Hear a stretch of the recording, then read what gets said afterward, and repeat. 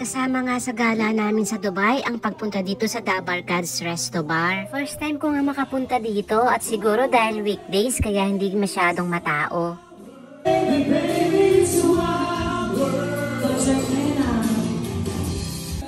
Nagutom nga kami sa biyahe, kaya pagdating namin order agad kami ng pagkain. Masarap naman ang sisig nila dito, lalo na't gutom ako. Umagay namang i-partner sa pansit na masarap din. Kain nga lang talaga ang dinayo namin dito at hindi inom, kaya naman eto lang ang in-order namin. Halata namang nag-enjoy si Beshi dahil kinanta na ang request niyang kanta. Pagkatapos nga sa bar, dito nga kami tumambay sa Al-Gubayba Park. Medyo naaliw nga lang kami sa view na to at saka sa mga ibon kahit wala pa kaming tulog. And that's for today's video.